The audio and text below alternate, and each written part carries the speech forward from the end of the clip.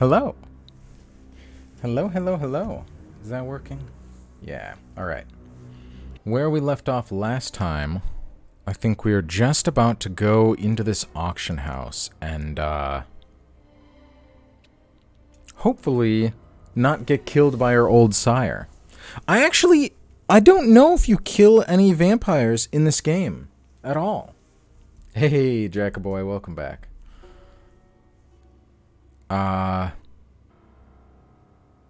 I don't know if we do in the next one. It's a lot more like personal intrigue and drama than it is action, which I guess, to be fair, is Vampire the Masquerade. You're not going around killing vampires all the time.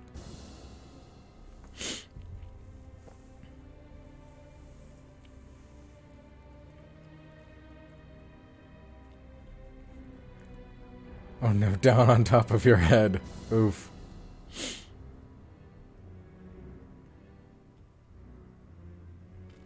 Yeah, it's just any little meow and I'll be like, alright, that entire sentence has been purged from my mind. No, D. Rest in peace. Yeah, Jackaboy, the little babby boy is sleepy. It's time for his midday snooze.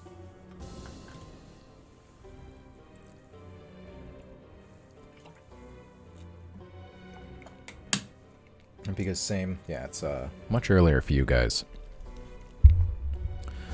Let's see.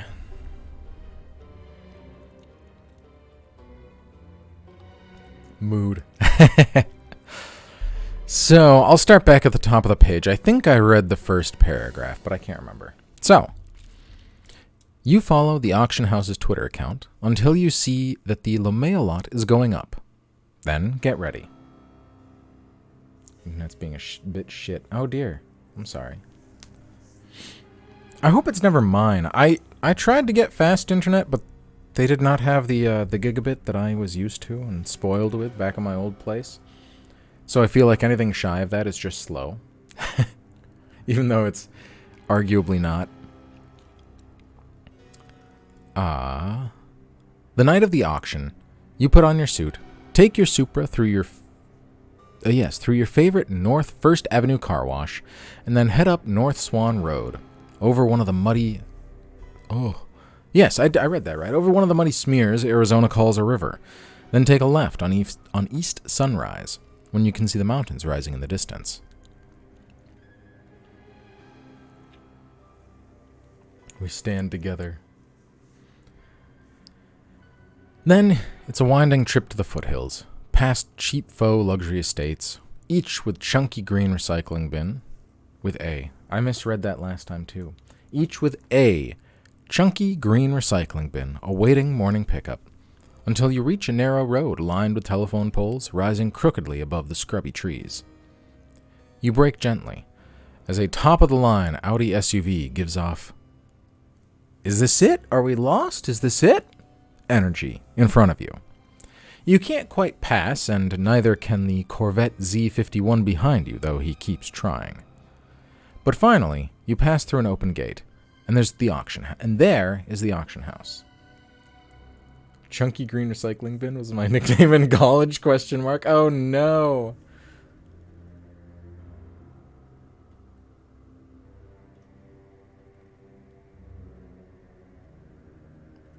Yeah, I've looked through a lot of the games that this same company, like, at least produced, maybe did not develop. And a lot of them are very well written, but I don't know. Some of them have, like, much worse reviews. This one and the one I'm going to play after it both had, like, the best reviews, which is why I got them both, because of how the writing was. And some of the other ones were like, oh, I mean, the writing was YA at best and shitty ending choices at worst. My goal is to come up with more unhinged school nicknames. One of my friends in college would do that after he graduated. We would be like having a conversation and somebody would say just some awkward, like, I don't know, some phrase, and he would say, "Oh yeah, that used to be my nickname in college," to which I would just look at him like, "No? No, it wasn't? What? Huh? I knew you. Dang, is he single?" Sins of the Sires had mixed reviews. Yeah, anything with mixed, considering like this had, I think, very positive, I'm very hesitant to go to anything with less than positive reviews. I can't remember what Parliament of Knives had, but I thought it was very positive, maybe even overwhelmingly positive.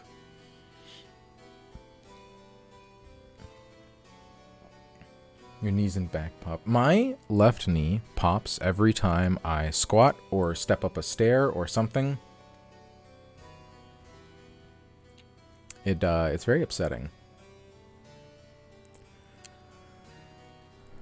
And there is the auction house, yes. A sprawling estate in the contemporary... Maybe it's a good thing I am, like, streaming before I start recording anything, because I apparently, despite it already being noon, just cannot read for the life of me.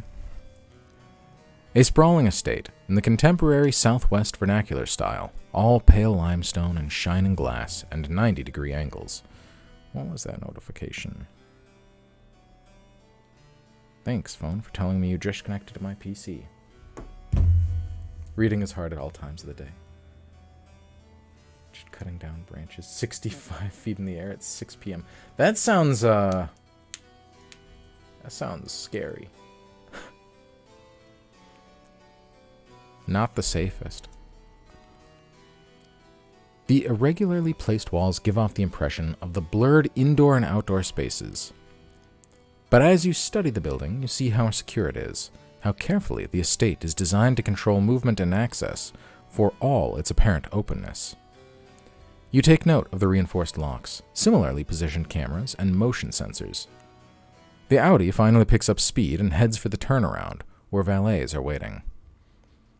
And that Audi isn't even close to the nicest car. You spot gleaming new Bentleys and BMWs with a few sports cars mixed in. You spot a few middling Ferraris and Lamborghinis.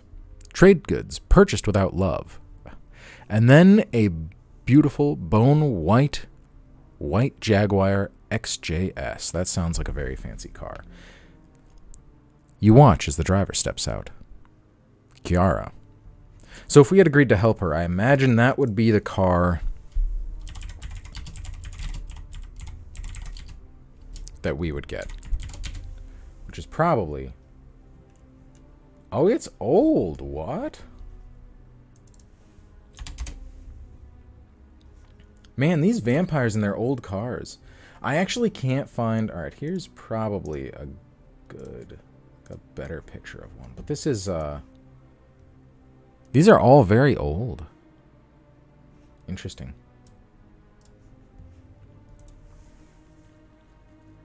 Never the safest. Especially when the bosses, they weren't that high up.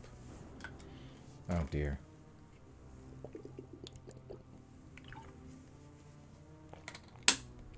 A different meaning of valet. What does valet mean over there? In the US, that's like where you park your car for some guy to get in it and then drive it off to the parking lot. And then they will go retrieve it for you when you're done.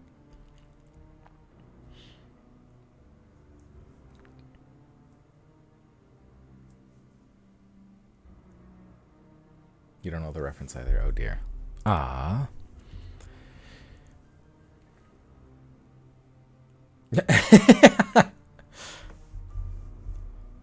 You slow down as the Hecata tosses the keys to the valet, then nods to a retainer, Bat. They're parked nearby in a Ford Transit. The van's side labeled New Moon Catering, but she doesn't go in. Dressed in a white seersucker suit. I don't know what a seersucker is. She takes up a position near where the God, what is wrong with my eyeballs? Near where the caterers gather to smoke and watches the main entrance. So that's your first problem. Not getting spotted.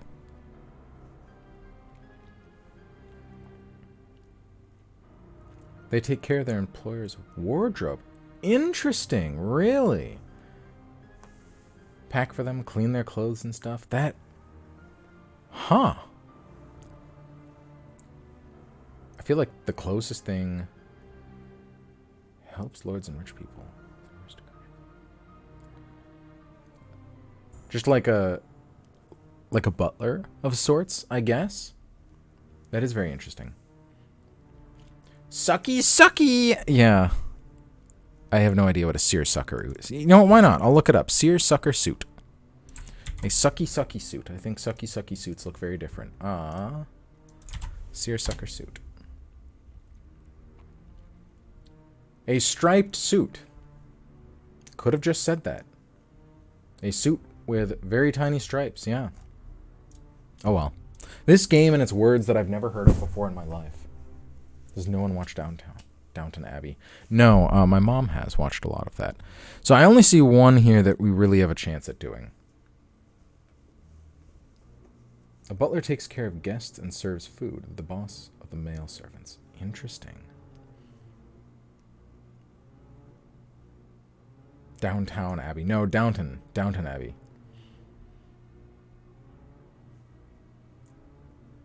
Yeah. Yeah, in America, the valet is just somebody that, yeah, when you park your car, usually like outside of fancy hotels or something, a valet is somebody that is waiting there to get in your car and drive it off to the parking lot. I'm not clever enough to scoop up beside the Corvette and use its... Oh, I am clever enough. No, I'm not clever enough. Wits? I don't think we have any wits, right? Oh, how'd we get hungry? That sucks. We have 2 wits. That's not going to be good enough. And use its obnoxiously bright headlights as a screen so Kiara doesn't see me. I park away from the main entrance. We don't have clandestine, I think. Right? Our composure should be pretty good. Yes, maxed out, but clandestine... We've never tried to be careful and delicate, aside from with our tongue.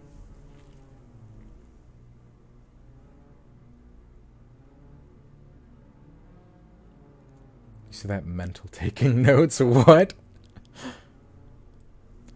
I find a valet I can bribe with a few C notes and get him to slip me inside without using the main door. Yeah. Both of those stats are maxed out. Let's just go with what's easy. That last one, I don't think we have dex at all.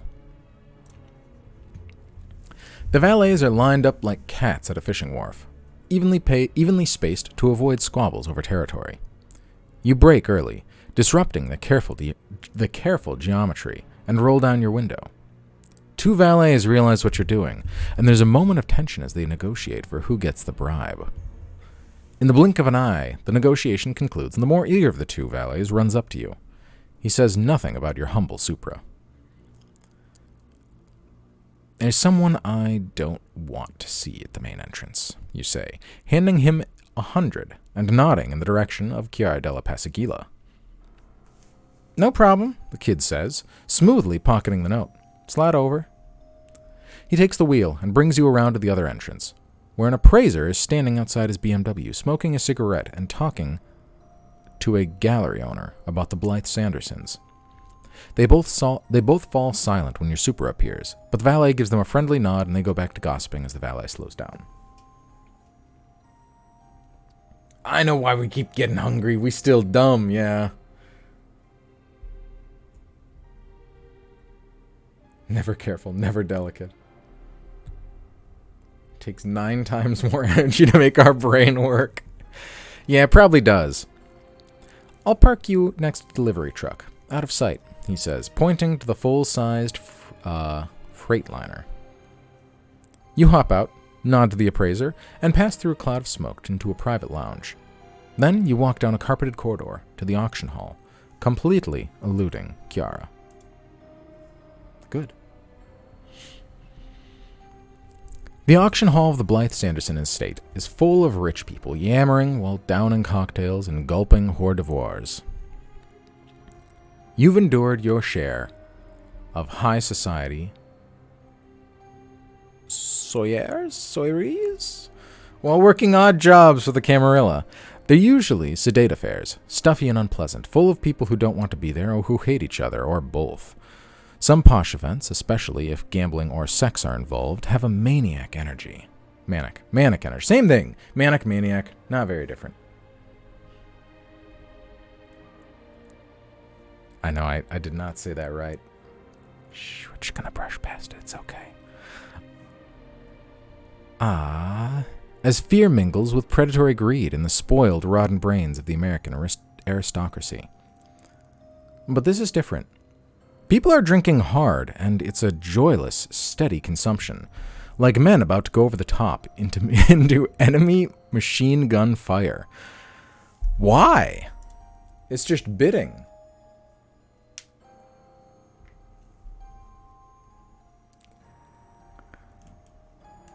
There's a kind of bone-deep necromancy hanging over this place. Being dead, you can feel it better than these people can, but they know something is wrong. Hors d'oeuvres. Not hors d'oeuvres? Soirees. Oh, I have heard that word before. Don't know if I've seen it spelled.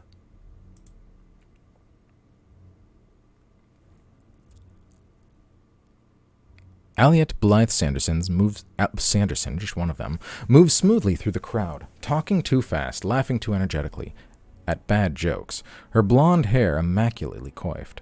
Her midnight blue Her midnight blue dress, conservative and exquisitely tasteful. She greets you with a white smile and the reek of expensive gin, asks if she can get you something to drink, then moves on before you can respond, obviously hunting for someone more important. You absolute him boy. Soyav? When she moves, you spot Carlos in the uniform of a private security company. The ghoul gives you a nod. He'll be ready to lift the statuette as long as you can drive up the price. I don't actually need the money, right? We talked about this. I don't need 50 grand because I don't have that. How did they get the air of these parties so accurate? I have never been to a party like this, so I do not know. You have an hour until the auction itself starts, and longer until the fetter is up, and you'll have to spoil this nascent? Oh, why are you throwing so many words at me? Game. I don't think the other games is better. Nascent. I was right, alright. Correct on the second one. Nascent Hecata Ministry Alliance. Oh, what does that mean, actually? Coming into existence and beginning to display the signs of future potential.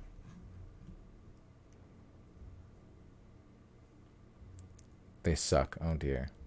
Just picture the most pretentious people gathered in one place. Yeah, no thank you. I avoided all the work events that I could. And though the oppressive energy of this state feels like a physical weight on whatever is left of your soul, you consider what to do. You could try following that rancid energy to its source. A sufficiently sensitive and perceptive vampire might be able to learn what kind of darkness waits here. That might lead you to the fetter, which could save you some time, or might lead you to some horror better left buried. You could also sniff around for something to steal. This is an auction full of priceless antiques, and it would require both stealth and steady nerves to avoid drawing attention. I don't think we have any stealth. You could sniff read that already. Speaking of crime, you spot Victor Koval, Victor the Ukrainian, on the street, talking amiably with Alan Corbeau, the bookseller. They're discussing the quality of the jazz band playing in the corner. If you don't want to commit property crime in the normal fashion, there's always fraud. Maybe Corbeau or his associates, know a lot. Oh, fuck me. Know which lots are worth bidding on. And if the ministry can transfer the fetter to Clan Hecata for cheap, maybe you could do the same. Horror.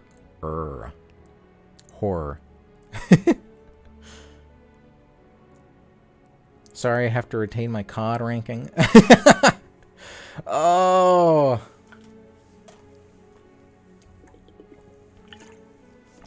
I don't know if I can keep up with COD unless I, stream it every morning for 3 hours or something, because every season it brings you down an entire rank, which means if you want to climb, you have to climb at least 2 ranks every season. The seasons are 2 months long. No other game has seasons that are that short.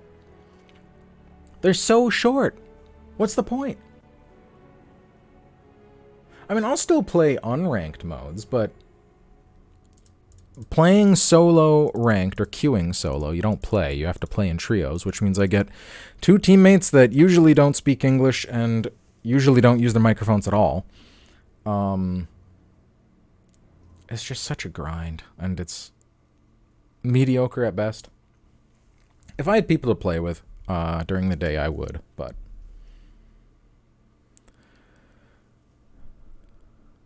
the trick would be coming into the conversation already knowing something about antiques. But if you could convince someone you're an experienced academic, you might be able to learn something that you can profit from. Speaking English is overrated. Oh, I know, I wish I could do something else other than that. But maybe now isn't the time for making a quick buck. Maybe it's the time for having a quick fuck. I mean, all you're supposed to be doing is driving up the bidding. But what if it's not that easy? Maybe you should talk to someone here, make a friend, try to make sure you're not shouted down or removed because of a technicality. That's a good idea. You'd have to be on your best behavior to impress these rich dips, but having an ally in the corner might help. That's how you felt about Smite. I played Smite for a little bit, but let's see. Oh, is Aliette human? We could use our vampiric charm, right? Why not? Why not? We do have, it's a side mission. It shouldn't eat up all of our hunger. We could try that. I'll read through the options first. I'm not going to rush anything, but if an enterprising young vampire were, hypothetically, interested in stealing something, what could he target here?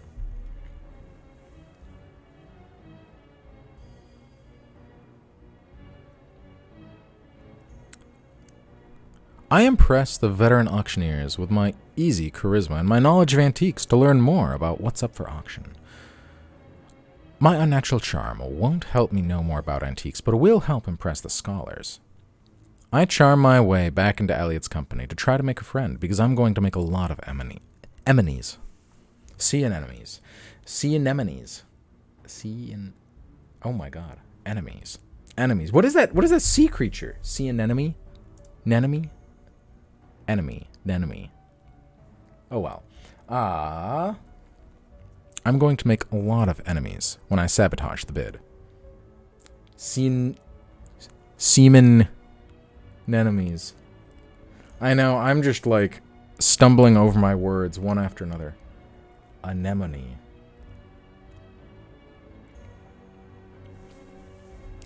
Very weird little crustaceans. They're not crustaceans, are they?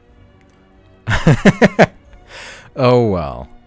My vampiric charm will help me convince Aliette that I'm okay, and that even though I can't speak and I can't read, I still look pretty, right?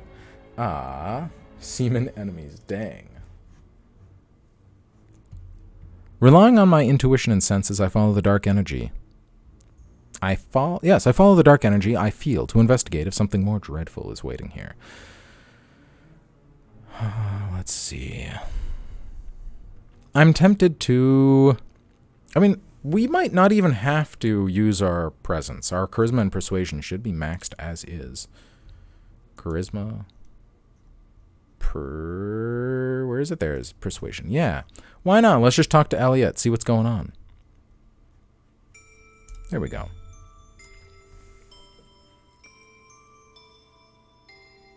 Sounds like half our crew after 2-hour drive. Yeah. Yes, you still look... Thank you.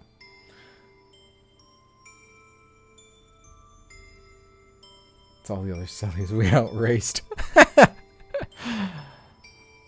Among the very rich, it is an act of astonishing rudeness to disrupt an act of fraud as it is taking place. What you're about to do is a violation of the solidarity that sustains the wealthy. Their belief is that a crime is not a crime if it's done amongst friends, with everyone getting a little bit of what they want. Damn. Francisco, at least, is aware of Chiara's scheme, but Aliette and Chiara seem to not like each other, so maybe you can work with her. Hello! Don't make me sleepy with the music, it's so pretty. I'm sorry, I just put on Adrian von Ziegler again. It's supposed to be a spooky playlist.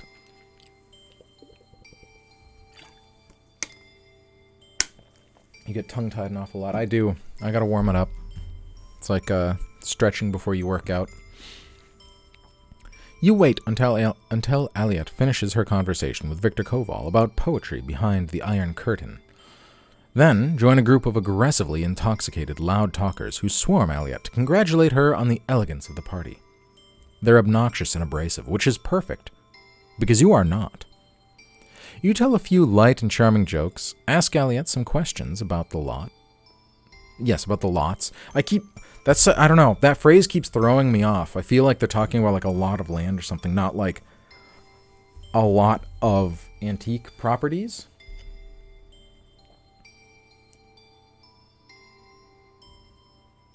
You love who? Spoopy. Oh, Adrian von Ziegler. Yes. Ask Aliette some questions, about the lots, that let her sound intelligent and knowledgeable. Then hint at your own interest in certain Native American artifacts of modest value. She seems to understand you. More importantly, she seems amused by your insinuations. You cannot, of course, extract a formal agreement to help you ruin the rigged auction, but she isn't fundamentally opposed to your plans. You graciously take your leave. The drunkards start flattering her again. Nice, that worked well, didn't it? I feel like we actually do have academics, despite being dumb as rocks. Yeah, I don't know what the fuck is wrong with us. 0 intelligence, but maxed out academics. All right, what is this option? I impress the veteran auctioneers with my easy charisma and my knowledge of antiques to learn more about what's up for auction. Maybe we aren't, like, academically smart. We just know a lot of random shit.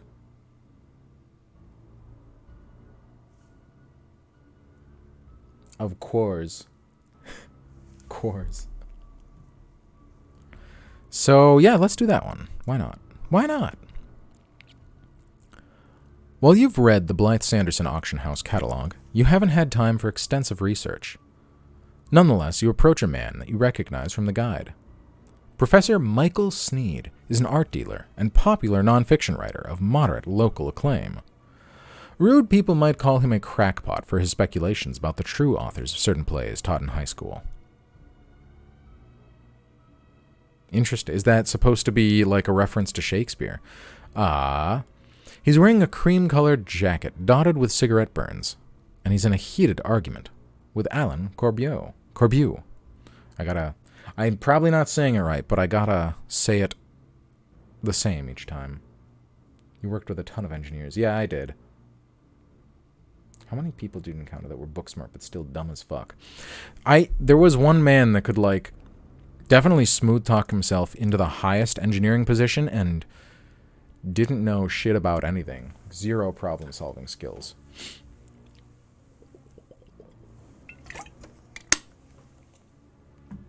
Yeah, that's very true. So maybe that's what we are. We can't put 2 and 2 together, but we're like, oh yeah, I actually did read a book about this. This is exactly what that book said. Logically, that might not make sense, but I'm not gonna, but like, it doesn't click on our mind.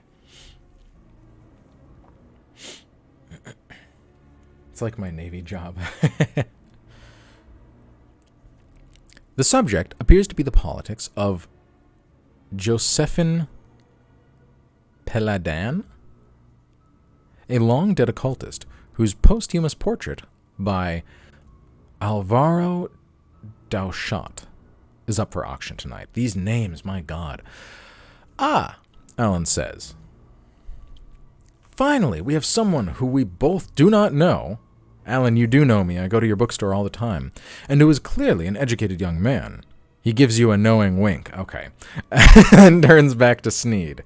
The painting's values lie in the ideas it represents.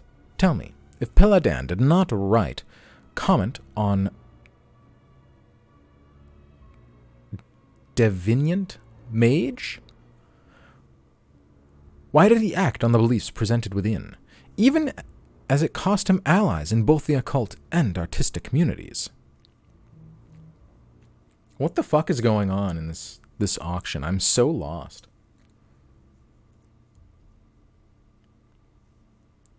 You get welders and mechanics drunk together.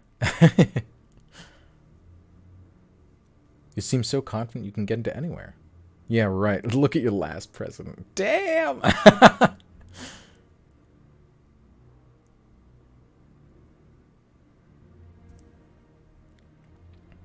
Rich people things. That's what happens at auctions. Yeah, I'm very lost. I'm surprised my vampire is not. Peladan was a mere actor, Elaine, Sneed explains with a flourish. His function was to perform as a magus in public, while the real work went on in the shadows. They both glance towards you. This subject is what music enthusiasts consider a deep cut.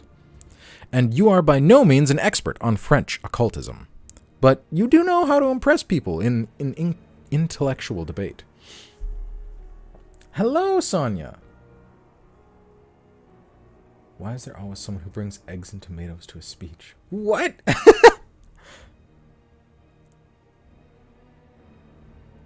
What is that a quote from? I don't think I've heard that. If this is about the value of the portrait, you say, why should it be diminished if Peladan was a fraud? Or a mere front for... Oh, a mere front for... Who do you think the mastermind was? Oh my god, let me start over. Just ignore that. If this is about the value of a portrait, you say, why should it be diminished if Peladan was a fraud? A mere front for... Who do you think the mastermind was behind... Who do you think was the mastermind? I cannot read. Jesus Christ. I mean, I should just go back to bed and try again in a few hours. Who do you think was the mastermind behind him? Professor Sneed. Not in Kaus. You're throwing associated names out more or less at random, trying to remember whatever you can about the Belle Epoque mysticism. But Sneed's eyes light up.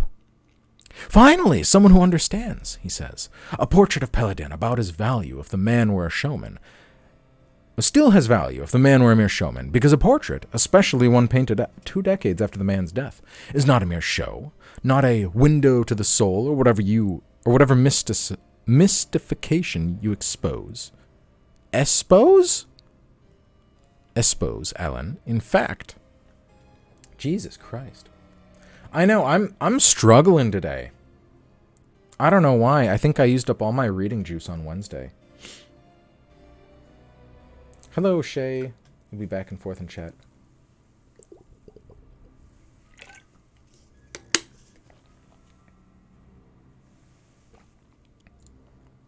Tostadas. Oh, yum, yum. Yeah, I swear, I usually do not struggle this much when I read this. Espouse. Espouse? What kind of a word is that?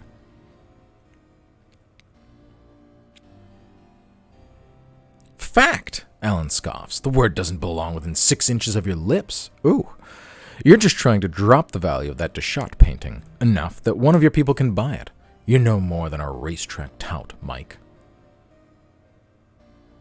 Mike? I thought his name was Sneed. Oh, Professor Sneed. Okay. If I wanted to drop something's value for my own gain, Sneed said, I would go after that copy of Cassandra, not the work of some second-rate Frenchman. I thought Victor was here for the book, but he's just a goon. The first edition is worth a lot more than I expect it will go for. If I had money to spend, Corbu says, I'd get the Black Apollo. It'll go for cheap because it's a 16th century copy of the Greco-Roman original, Sneed says, but I doubt it has any resale value, and even if I believed that it had the power to protect my chariot, I do not have a chariot. You try not to smile, because your chariot always needs protection. You spend the next few minutes chatting amiably with the scholars. Yes, that's right. This weird Black Apollo book. 16th century copy. It's like a mask, I think. But my vampire believes that his car counts as a chariot, so I'm going to try to buy that.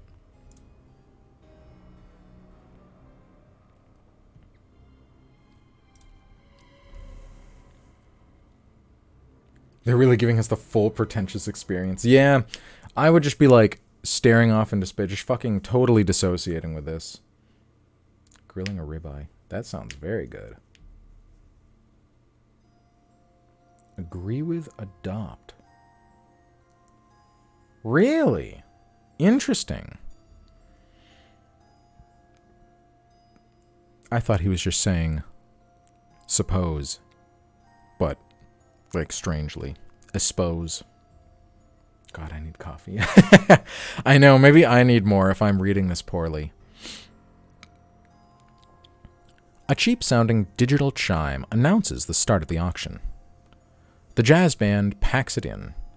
Porters move smoothly and efficiently to set up folding metal chairs, like at an outdoor wedding, and the Blythe Sandersons' anxious, intoxicated guests slam down their last champagne flutes and whiskey tumblers.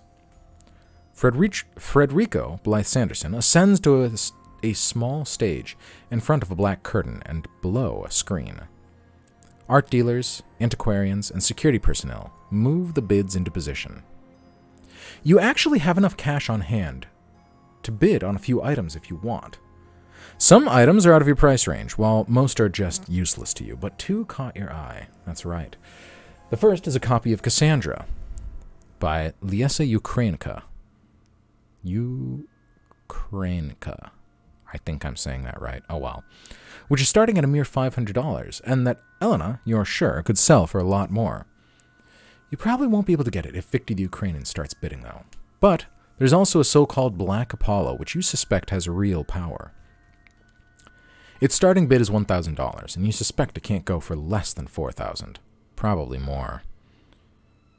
You might be able to acquire it since its provenance is murky, and real collectors care about that stuff. Oh, it's provenance. Okay, yeah, sure. How much money do I have? Not a lot, because we just bought that car, right? $12K. Shit, where'd that come from, huh? Maybe I should have done another job before coming to the auction so that I had a lot more. I forget how much the Camarilla pays me now that they actually like me. When I first did this, they'd pay me like $2,000 each.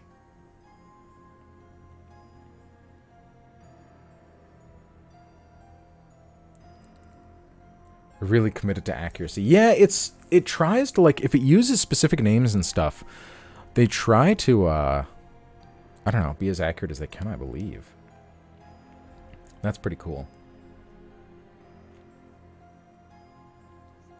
Oh, yeah, champagne flute. Yeah, a very tall, thin glass. It is a glass, yeah. I don't know why it's called a flute. Oh, making queso. Queso, God. What was I about to say? Making queso and margaritas. I could go for a fucking margarita. Maybe I need to buy tequila for the weekend. It's been a long time. The first item up for auction is a gilded lamp from the estate of some Russian aristocrat who got iced in the revolution. Queso. Yeah, that could have been bad. God. Queso.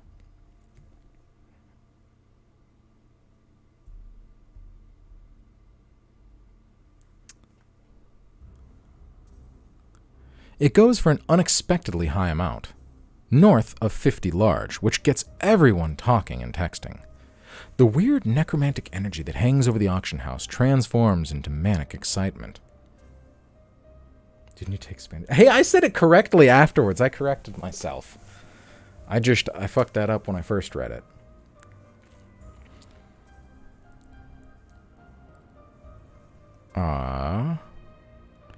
The next item on the lot is a folding Japanese screen, which also goes for more than the people were expecting. And you're starting to worry that you won't be able to afford anything. A folding Japanese screen? Like just one of those things that you put up in your room and usually has like artwork on it?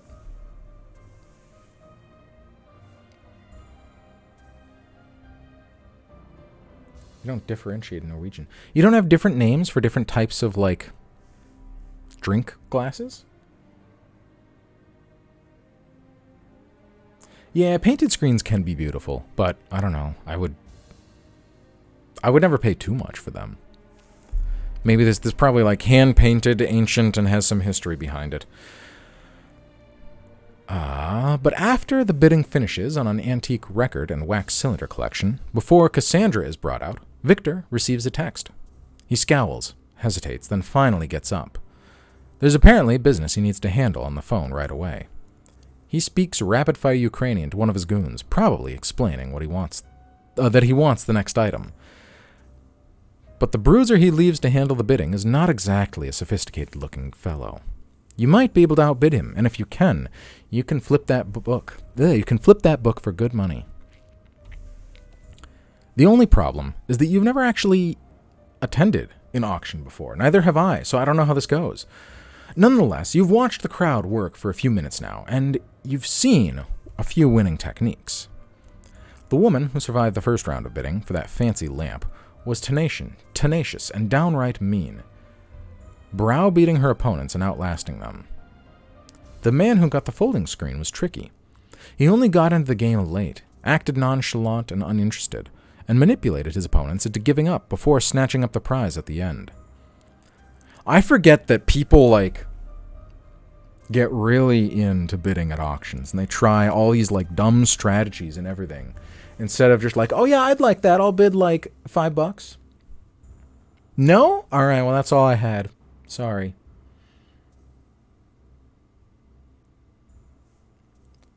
You're not that pretentious. That's very interesting.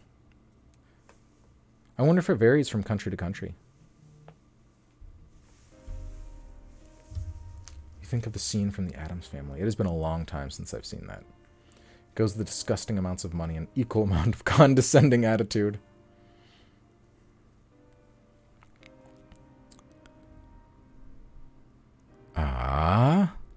The man who scored the 17th century replica of a Minoan goddess idol also bided his time and came in late, but you noticed his eyes darted around the other bidders, to the auctioneer, to some of the art dealers. He was taking in everything, thinking fast and clearly.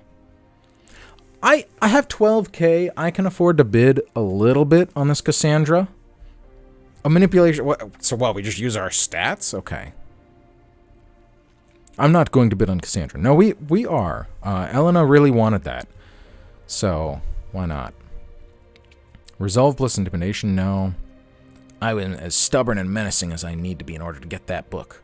I rely on trickiness and manipulation, acting cool at first and then swiping into bid when everyone else drops their guard. How do you know when people drop their guard? What is this? This is some fucking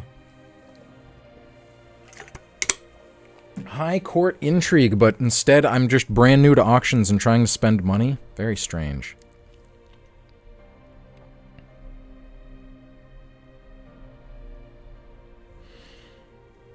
Odd things. Yeah, odd things indeed. You cook really well and food is your love language. That's awesome. I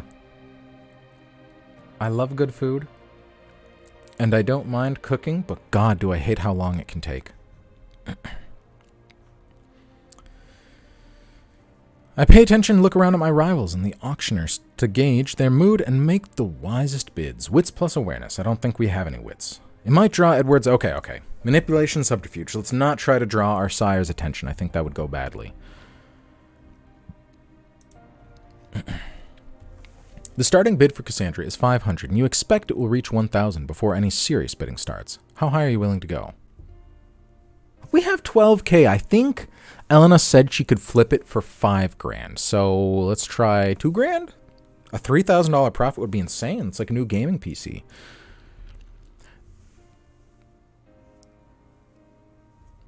The bidding is ferocious at first, but you play it cool, tossing out one casual bid and then looking uninterested in pursuing the book further. Victor's undergoon puts up a good fight, but he's obviously not used to this kind of thing and soon gets tripped up and confused. His main competition, a wealthy member of the Santa Fe Institute's advisory board, smiles as the auctioneer looks ready. You bid again. Confused, the professor ups the bid, but instantly seems to regret it. When you raise a second time, the auctioneer looks at him, but the professor shakes his head. Sold to the gentleman lurking in the shadows for $1,000. Francisco Blythe Sanderson says, banging on his gavel. There's scattered applause. You impress them, and drunk people like to applaud things. Why is this impressive? You're just spending fucking money. I am genuinely upset about this whole auction situation. This is so fucking snobbily highbrow. Ugh. Maybe I'm not cut out for this vampire thing. Maybe I should go live in a little hovel with pigs and bats. I look like Amy Winehouse. I drink like Dorothy Parker, and I aim to cook like Bourdain. Weird way to propose, but yes. Rich people things, man. Yeah, I could never. This is just like a totally different life from what I know.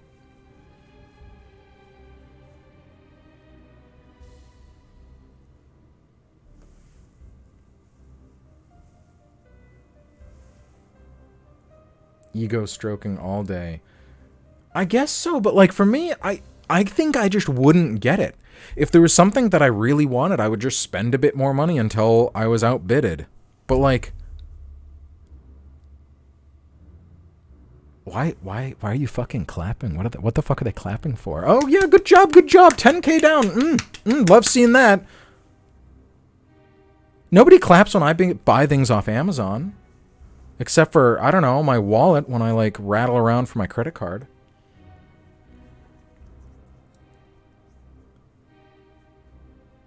Jeff Bezos claps. That's true. That's true. Jeff Bezos claps every time I buy things from Amazon. God damn it. These people aren't even getting the money. Oh well, whatever. There's a short break because you want to acquire the books right away. Elliot holds it to you and helps you get it into a handsome faux leather carrying case. She still has no idea who you are. They really do take the aesthetics of this experience seriously, despite how drunk most of the auction goers are. Once you're settled again, you wait around, through a few uninteresting items. An astonishingly ugly Edwardian coffee table, a collection of jeweled brooches? I think that's brooches. And hat pins by a disciple of Lalique? Lalique? Lollipop. Until the Black Apollo is up for bidding. Even after acquiring the play, you still have enough money to try for it, if you want. I know I do. I have a lot of fucking cash, right? I look at this and I say this is a lot of cash. I have $11,000. That's, compared to what these people walk in with, that's probably not a lot. You want to build a PC to emulate and stream, yeah. The prices have gone down a lot since what they were, a year ago or something? I think the 4080, which is what I got right over there, came from like $3,000 down to just above $1,000. Used to be dumb expensive though.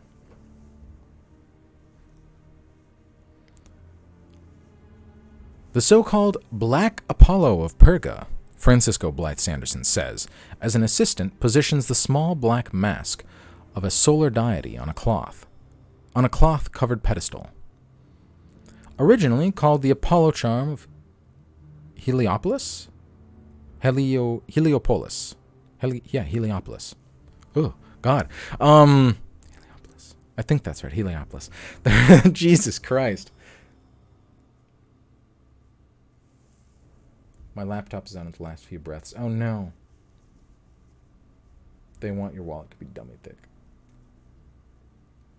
Yeah, like gaming computer. I mean, if you don't want the strongest thing you can get, you can probably buy a very good gaming PC for like $1,000. Heliopolis?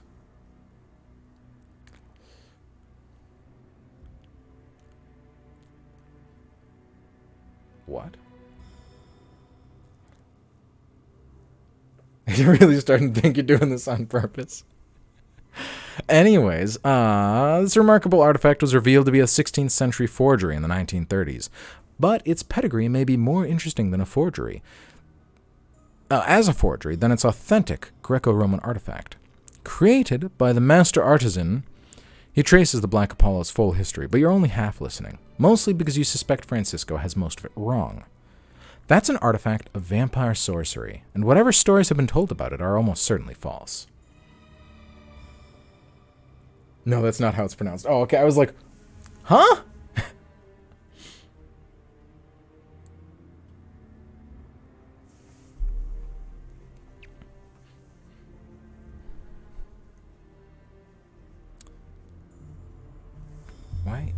Hello, phone?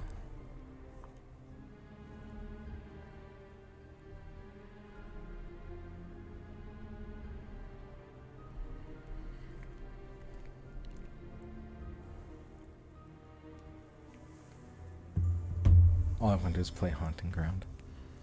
As Francisco prepares to open the bidding, a few auction goers glance your way. Ooh.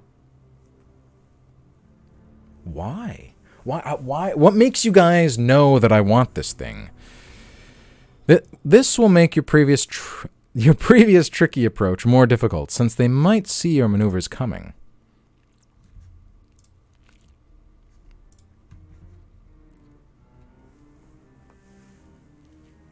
Should we risk it? I've given up teaching you on.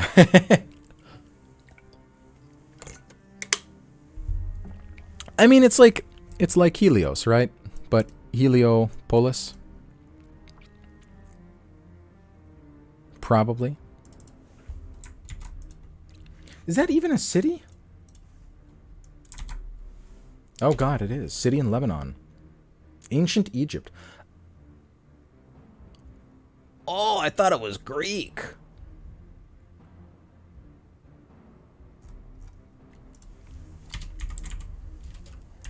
Oops.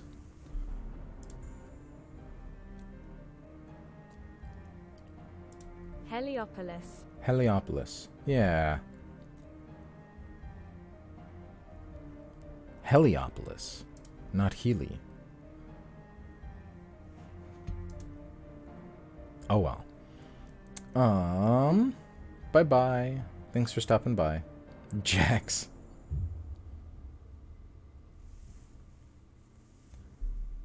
Greece did occupy Egypt. That's true. Did it? I thought it was just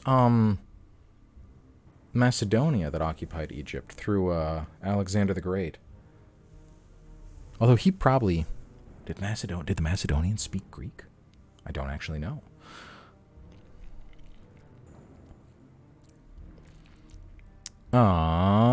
Yeah. So I'm torn. I kind of do want to use our blood a little bit, but I also really don't want to draw my sire's attention.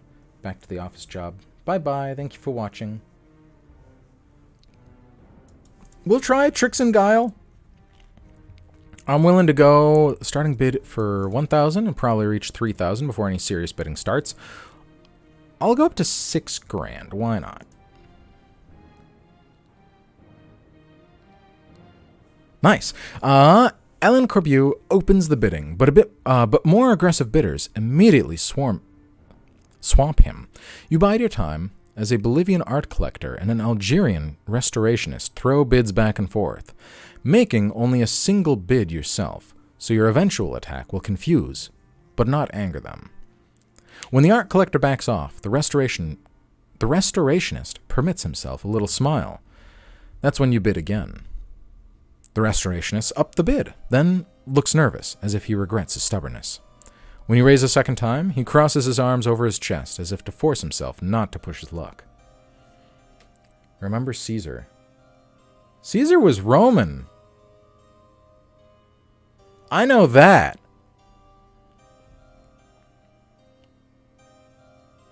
Caesar was not Greek.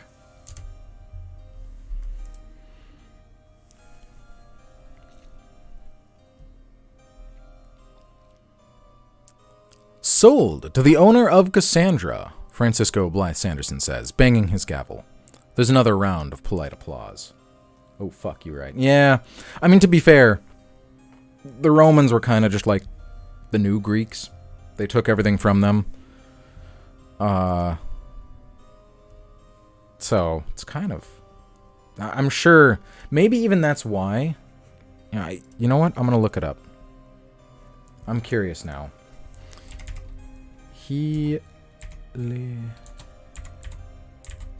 Heliopolis. What is this? Heliopolis. The Pillars. Was a major city of ancient Egypt. Yes, Heliopolis is the Latinized form of the Greek Heliopolis, meaning city of the sun. So, okay, so maybe Greek would have been Heliopolis, because Helios, god of the sun, and then polis being city. But if it's Latin, I don't know how they would say it differently. When was it? Pre-dynastic times. All right, great. So when did it get the name? It's identified by the Greeks and the natives. Helios, yes, the personified and deified, deity. Oh God, is it deity or deity? I'm like just tripping myself up horribly now. Deity, right? It's deity. So, deified form of the sun was identified by the Greeks with the native Egyptian gods Ra. Deity. Oh God. Deity. Deified. Okay. Man, look at me. This is terrible. Yeah,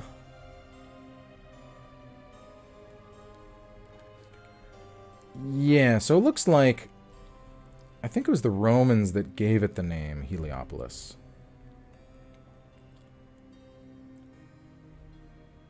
I know. Oh, I'm killing myself today. This is terrible. But it was conquered by Alexander the Great. The Hellenistic era. Interesting. Oh well. I had it right the first time. Yeah. Like with the book, you choose to claim your prize immediately. Aliette places the little black mask on a velour-lined tin container, not much bigger than an external hard drive. Oh, so it's a very tiny mask. It's not actually like something we could wear. This is like a little charm that we're going to hang from our rearview mirror or something like that. I hope you say Mog's name right. Moog? Who is Moog?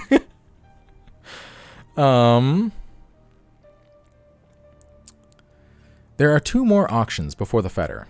2 portraits. The first, a Fayum mummy portrait from Roman Egypt, and the second, an oil painting of occultist Josephine Peladan by Alvaro de Schott. That guy that these 2 fuckers were talking about the whole time. You spend the time reading the booklet and making sure nothing in it violates the Masquerade, because you recognize that part of your role here is making sure that there's nothing directly connected to the kindred. Moogle? Moogle-ein? Kupo? Moogle.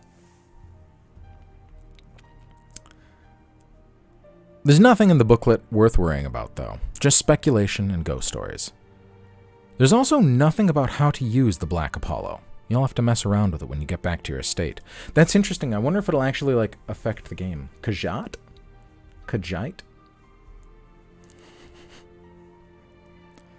Our next item, Francisco says, is a statuette of a Hopi woman in silver and turquoise, sculpted by the late artist Brian Lomeo. There's a whisper of excited gossip, since Lomeo was murdered over a political dispute that tangentially involved Aliette's family.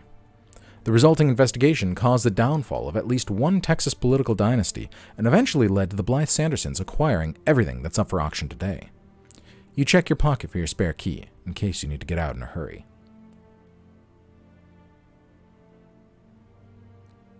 Huh?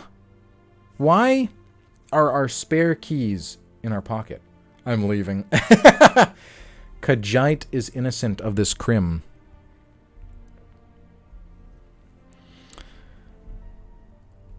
Yeah, isn't your spare key the thing you leave at home for when you lock yourself out of your car? Did we leave our main car key in our car? Is that why we're checking our pocket for spare keys? What? I'm very confused with our vampire's actions. Oh well. The 4-inch statuette. That is inches, right? I think the single slash indicates feet. You'll be bombarded with dictionaries in the mail. Yeah, I know how to say Khajiit. Khajiit.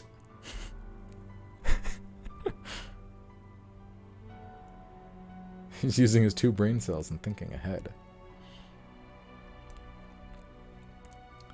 I think that's inches. The 4-inch statuette appears on the screen above Francisco. The workmanship is exquisite and unique. You can't really place the style. Like if Camille Cloud got into Mayan statuary. I don't know who that is.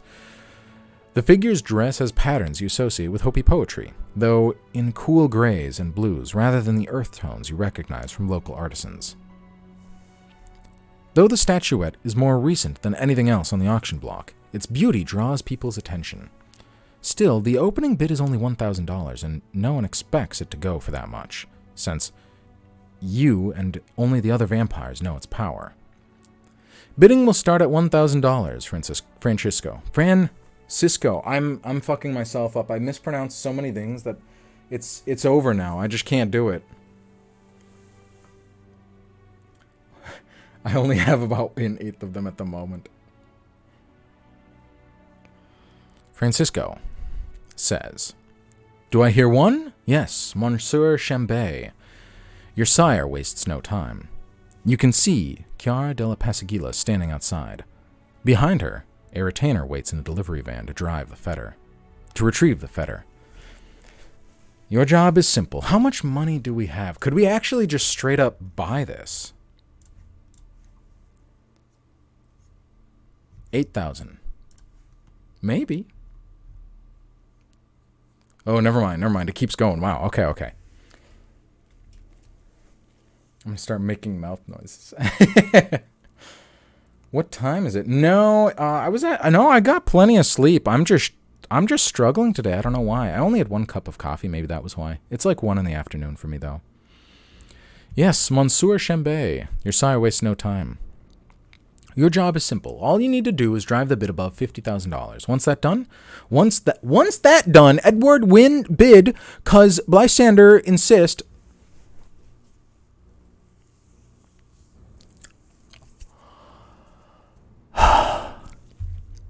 Once that's done, Edward can win the auction because the Blythe Sandersons will insist on moving anything that's valuable to a secure room before transport, and Dove's Ghoul Carlos is waiting there to fuck everything up.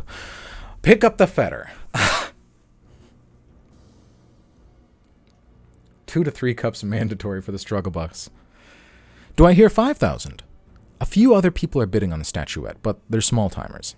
The fix is in, and Francisco is giving this item away to the ministry. The bid is at 4,000, Francisco says. 4,000.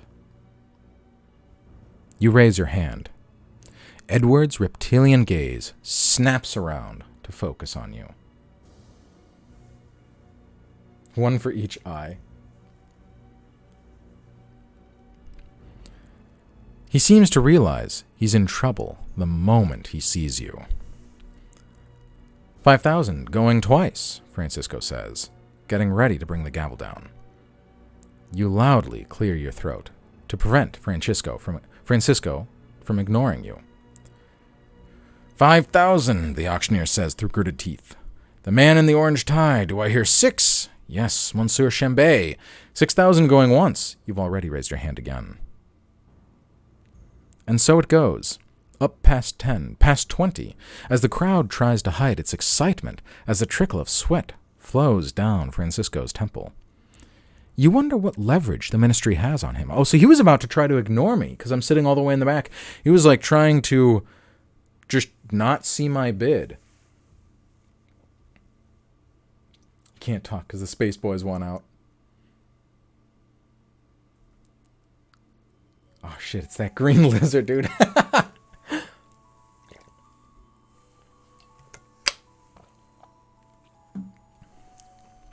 Elliot watches nervously from the sidelines. Outside, Chiara has disappeared. She must guess what you're doing. 25, the auctioneer says, his voice breaking. You've got his attention now, so you don't have to rush to raise your hand. But something else draws Francisco's attention, and he gasps.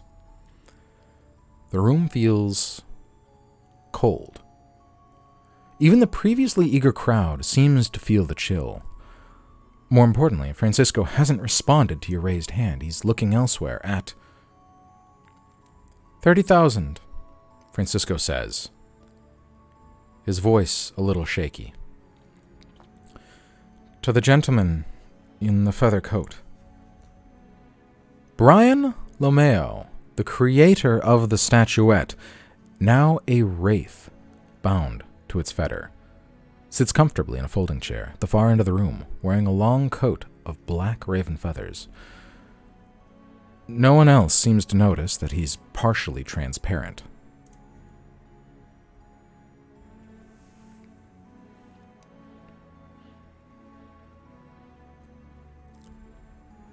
You've never encountered an actual wraith before, but the problem here is obvious. You were only supposed to drive up the price for the fetter, and after that it was Dove's problem. But what happens if Lomeo claims his own fetter?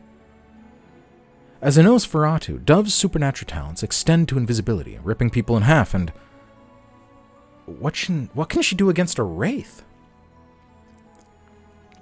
Do I hear 35,000? Francisco says, having recovered a bit of his poise. While you've been contemplating, Lomeo and Edward have been lobbing bids back and forth. You feel the power building around your sire, furious at this intrusion. He's invoking his supernatural majesty to bend Francisco to his will.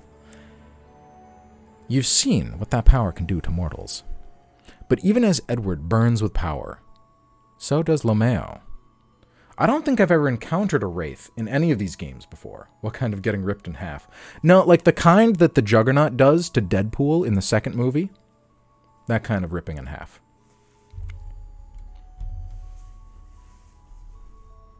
Where, he walks up to Ryan Reynolds and says, now I'm going to tear you in half. And then he does just that. Well, fuck. Did you know that Ryan Reynolds plays both the Juggernaut and Deadpool? I think that's pretty cool. Unless I got that wrong. I'm like 90% sure on that. Anyways. You don't know what strange powers the Wraith commands, but your thoughts go to the Masquerade. This auction is becoming an event people will remember. That's not good. No, I'm pretty sure he does. Yeah, I'm pretty sure he does. I mean, obviously, Juggernaut is mostly just CGI, because he's like 12 foot tall, 15 feet tall. He's very tall. But Ryan Reynolds does his voice. Really? I did not know it was the same actor for Treebeard. That's very cool. Yeah, John Rhys Davies.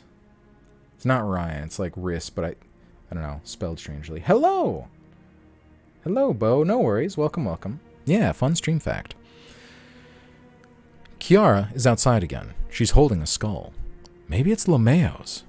Her eyes lock onto yours, and you know that if anyone other than Edward claims the fetter, she will act. You have no idea what the necromancer will do in a room full of drunk auction-goers, but it can't be good for you or the Masquerade. So now you have two goals. Push the bidding past $50,000 and make sure Lomeo doesn't claim his own fetter. I don't even know what can a ghoul do that? What happens if the ghoul claims the thing that is binding them to the earth? Will they just be free? Very strange.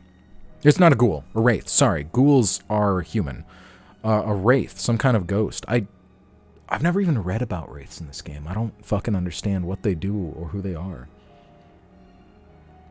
Didn't he speak through a didgeridoo? Did he really? That's very cool.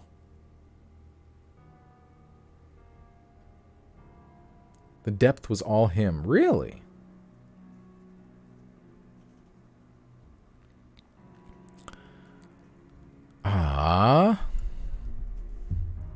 But you'll have to act quick on your feet. Francisco is trying to ignore you, and the combined power of Lomeo and Edward is scrambling his wits. Since you suspect that Lomeo doesn't have money, since he's a ghost, and just wants to get his spectral hands on the fetter, it's not like you can just keep raising the bid. You'll have to do something to draw hold of the auctioneer's attention.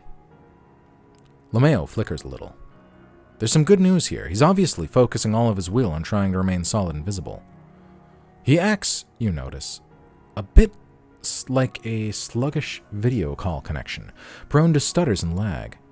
If you can just outmaneuver Lameo and get Francisco's attention, you may be able to gain the upper hand.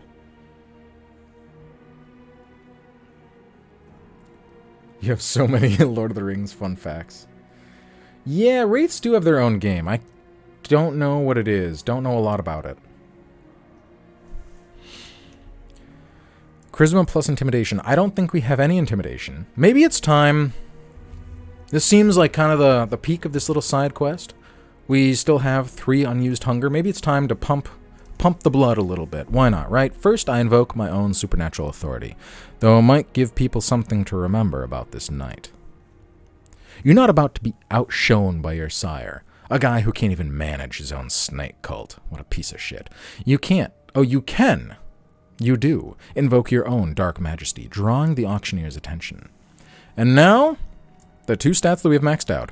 I'll have to manipulate the auctioneer into listening to me and persuade him that my bids are good while Lameo's aren't. Do I hear 45? Francisco says. 45. Do I hear 50? You start to raise your hand, since this is what you're here for. But the auctioneer ignores you, acknowledging Lameo instead. What? I used the blood, and those are my maxed out stats. This had better work out for me in the end. But that wraith is, in reality, little more than a shadow, manipulating the auctioneer's brain into assembly. Into assembly. I think it means assembling. That's got to be a typo. Into assembly, a full picture? Into assembling a full picture of a real person. You might be dead, but you're real and solid, and a little bit of charm goes a long way. You smile, sit up straight, and draw Francisco's attention, even as Lameo and Edward bid back and forth. 65, the auctioneer says. Edward is out. He glances your way, but you smile graciously. Then raise your hand. It's getting exciting, isn't it? You say. It's not that funny, but Francisco and Elliot laugh as you release some of the room's nervous tension. Edward looks like he's going to rush you, but he just slumps in his folding chair, defeated, as the laughter rolls back and forth. Lameo looks furious. He's trying to get Francisco's attention again, but everyone is having fun with their little chuckle, and whatever dark energy sustains him, he's running out of it. Do I hear 70? Francisco finally says. He looks at Lameo, but your little charm offensive has taken too long. He freezes, like a video recording, just before he can raise his hand again. Okay, it did work. Good. Are we about to be saddled with this massive bid? No, we don't actually have to pay it. Because it's worth so much money, they're going to move it to a secure location to do the business. And the people transporting it are just going to steal it. So it's all good. Sick 'em!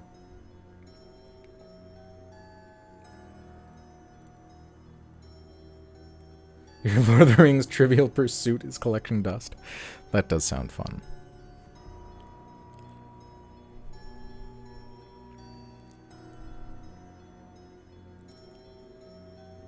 Oh, yes. 70, Francisco says. He glances at Edward, who glares poisonously but can do nothing. Current bid is 65,000. Going? Sold to the man in the orange tie for $65,000. That's a lot. Lameo slumps in his chair, defeated, as the Blythe Sandersons discuss the security that the statuette now needs. Edward stares at you, then notices Chiara as she enters through the main doors. He jumps to his feet, and all but drags her out of the hall before she can start some kind of messy confrontation. You're not sure if she's forbidden from the auction house, or if her appearance would merely raise questions she cannot answer. But she's holding a rune-carved skull, so you're glad that your sire leads her back outside. There are 2 more auctions, and the crowd is getting excited again, since the Rocco chandelier and Egyptian revival chair are expected to sell for over $100,000. Jesus. No one notices when Lameo fades away. You weren't the main event, and now your part of the job is done. You spot Carlos at the curtain behind the auctioneer's podium, and he gives you a nod. As Elliot boxes up the fetter and watches a porter and guard carry it away to a secure location, you head outside. Makes me want a hot dog real bad. What? Jimmy's cheesecake. Oh, okay. Guys are talking about New York.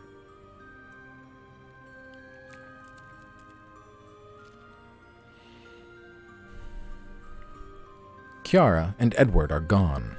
A minute later, a valet rolls up with your Supra. You head back into Tucson and reach Cafe Cavaletti in under half an hour. The Maitrede? Maitrede? That's got to be some Italian thing.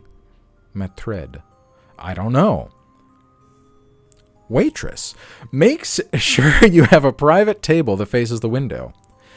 You alternate, watching the diners and monitoring the traffic as you wait for Dove with an untouched glass of Shinati. Oh, a drink. Sounds Italian. Yeah, it does. I have no idea what that means. Chianti? Maitre d'. Maitre d'? Maitre d'. I've never heard that before. Maitre d'. Maitre d'? Maitre d'? In front of you, on the old-fashioned checkerboard tablecloth.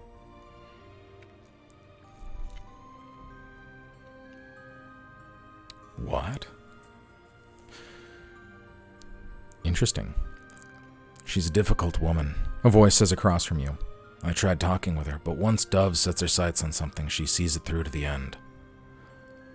Lameo is just a dark patch on the wall, his voice almost inaudible. Chianti. I've never had one of those. I don't even know what it is. It's got to be some kind of drink. Weeps in Italian. Oh, red wine. Oh, okay. Chianti. I feel like I've heard that before. I do not know a lot of Italian things. Really good red wine. Interesting. Kind of ironic that we bought it, right? It's kind of like both a waste of money, but also looks like blood a little bit.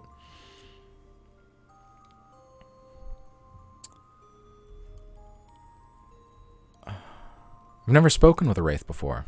How long can you manifest for? I'm curious about the properties of the strange creature. Yeah, why not? Same, I actually am. There are no numbers where I'm from, Lameo says. No distance, no days, and nights to count. No sun or moon. How long can I manifest? How long could you hold your breath when you breathed? Everything is like that for me. Everything down there is about how badly you want it. And I want my feta returned to me. He seems to burn with gray light for a moment, and then calms down. Not just as a wraith, but as, I suppose, a man. I was a craftsman when I had a body. One of the best. I hear the Prince of Tucson still wears my jewelry. The statuette is mine. As you wonder what Dove and Millicent plan to do with the statuette. Since neither is a necromancer, Dove's mint green 1965 Chrysler 300 parks across the street. The Nosferatu pulls her ball cap low and heads your way. Carlos appears in the window, checks inside, nods to you. Dove and her ghoul pass through the kitchen to reach the main dining room and settle at a screened booth. You join them, glancing back at Lameo to see if the wraith is following you. But he's faded away completely. The fucking voice. Dove sets the statuette on the table and says, "You did great. When we left, Kiara and the minister were screaming at each other in the parking lot like an old married couple. I don't think we'll have to worry about a Ministry Hecata alliance, at least in Arizona. So, Ransom, you know any necromancers that might want this thing? Because we don't actually know what to do with it," Carlos says. "God, it's so tacky. I don't want it in my house. My wife would get rid of it." He signals a waiter and orders a beer and some mozzarella sticks. "I'm sure you can figure it out. As if I give a damn what the Camarilla does, as long as I get paid. No. Why not? But why don't you give it to Kiara? In other words, why can't the Camarilla make an ally of Clan Hecata instead of the Ministry? You should give it back to its rightful owner. It's not like Dove or Millicent can use it, and I don't like the idea of Lameo ending up somewhere as a necromancer's slave. Why not? Why not? Jax! I kind of have given Dove a bit of like a Jax voice. Oh well. Are you fucking crazy? Carlos asks. I worked hard to steal this thing, honestly, and now you want to hand it over to some ghost? You worked hard to disrupt a Hecata Ministry alliance, you say, and now you have an object that someone wants, but no one you know can use. It's not worth anything to you. But it's worth something to you, Dove says, her pale, shrewd eyes and her pale eyes shrewd and calculating in her skull-like face. I'll tell you what, Ransom. If it's so important to you, I'm willing to consider the statuette your payment for your services rendered. Fuck. On second thought, I'll take the cash. I think it was like $7,000. How much do we have after everything that we did? 8K? Oh, we don't need money. Why not? Actually, why don't you give it to Kiara? I wish I could, like, save and load back. I'm tempted to see what would happen if they did that. But no, why not? Lomeo, very strange creature. Let's give it to him. Yeah, I'll take it. Give it to me. I'll return it. Ooh, achievement, achievement, achievement. Nice. Saves us some paperwork, Carlos says with a shrug. His beer arrives and he downs half of it in one long gulp. Once the waitress is gone, Dove hands you the statuette. You check out the fetter. It's the real thing. You can tell because Lomeo is trying to thank you, but his voice is only the faintest echo in the back of your mind. That's kind of tragic in a way. Would you fuck me? I'd fuck me. What?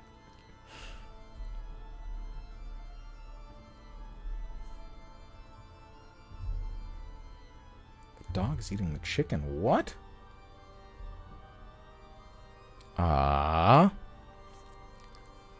It looks like he's not going to talk again. I'm sorry. You guys liked his voice. Well, this has been a successful night, Dove says. I'll tell Prince Leto how much you were able to help us, Ransom. You know when you're being dismissed. You thank the Nosferatu and rise with your treasure. So, you whisper. Into empty air as you head back to your Supra. What do I do with it? There are no words now. Only a vague impulse, a hazy image in your head. It's a place you know, west of Tucson, out in the hills. You hop in your Supra and drive with a fetter on the seat next to you into the Tucson Mountain Park. Yes, Mountain Park. I wanted to say more than that, but that's the end of the sentence. There's not much out there, just rocks and cacti, but you follow the impulse up into the hills. Hello, Carrie. Oh, we're talking about Silence of the Lambs. Okay. James Gumb, not Anthony Hopkins. I don't think I know James.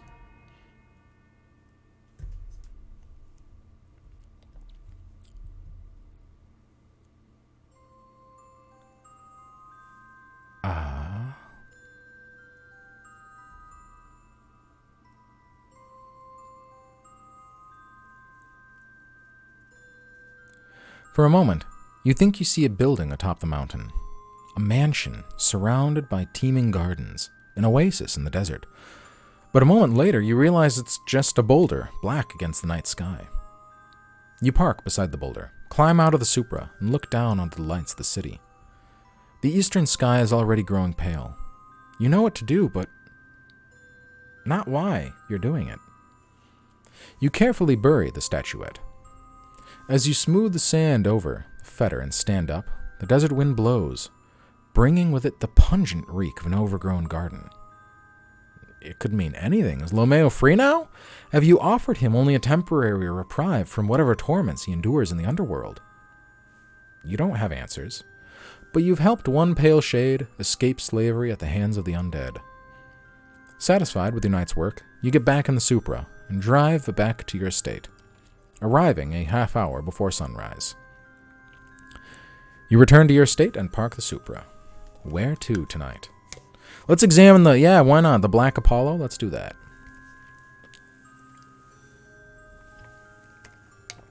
Oh, I misread that as a bye carry, not high carry. I thought, like, just popping in and out.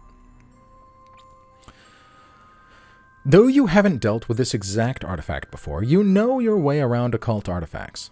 Since it's a vampire artifact, probably a creation of Tremere thaumaturgy, you suspect that applying Vitae to it should activate it. And since it's intended for vehicles, maybe hang it in your Supra? You think it might be that simple. Alright. I smear the artifact with my blood, then hang the Black Apollo in my Supra. Why not?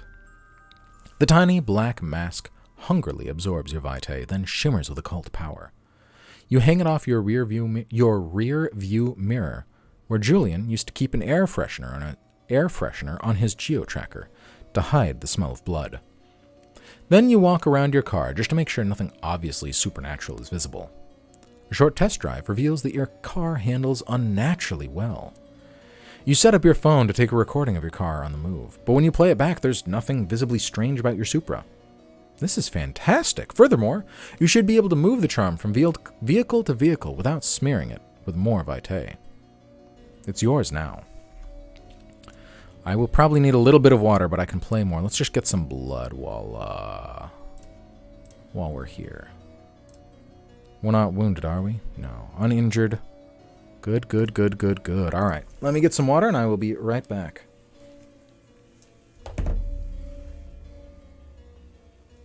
Gave the middle finger to some rich people. Yeah, nothing of great importance happened there. I don't think we'll ever see LeMayo again. It's nice that we got the little ding for our car.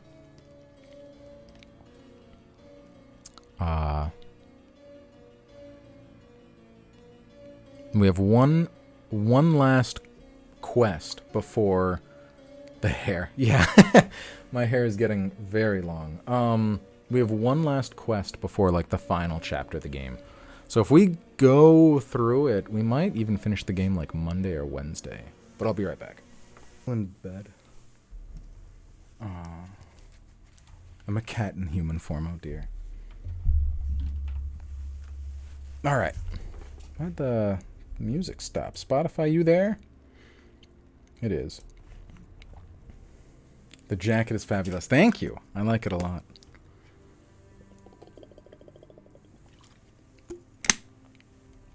You guys could kind of see it, but I'm definitely still wearing my pajama bottoms. I didn't bother switching into the fancy vampire-like pants.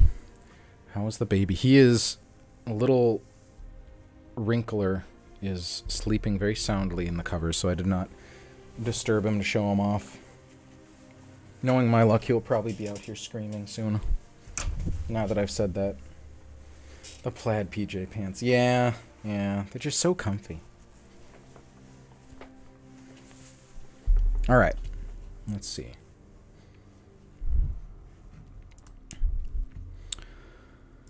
Did we get experience points from that? You did the same thing, yeah, and it looked nice on the top. PJs on the bottom, yeah, that is, I do that a lot. Oh well.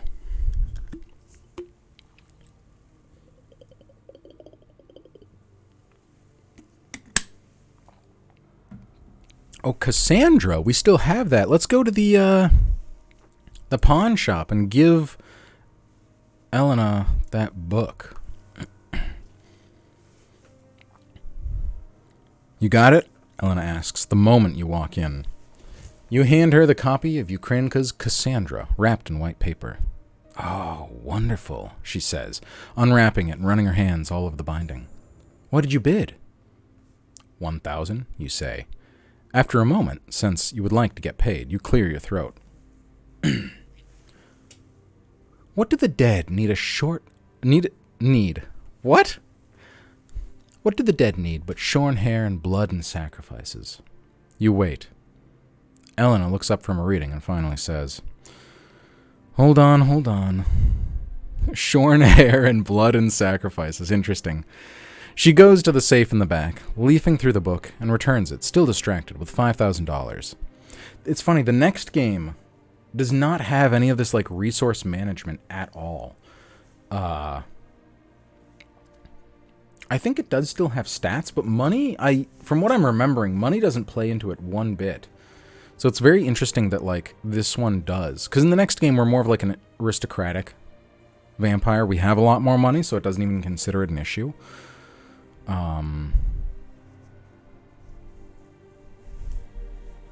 She goes back to the safe, leafing through the books, and returns, still distracted, with $5,000. She only puts the book away when 2 teenagers come in to look at the knives. Nice. So we pretty much made our money back. You guys are wearing pants? What happens if we talk to her? No. Let's go out and do something. I have my own ghoul. We should be able to have a good time. I should not fuck my ghoul. I leave the covenant. We have eyes for one man alone. Do we need any more stats maxed out? I guess we could max out athletics, but we might want to save our stats and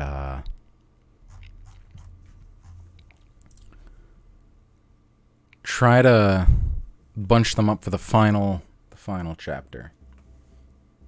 It's too hot and early for pants. So, it's time to dig up that emergency cache at Biosphere Zero. I talked to Leto and learned about its exact location and specifications.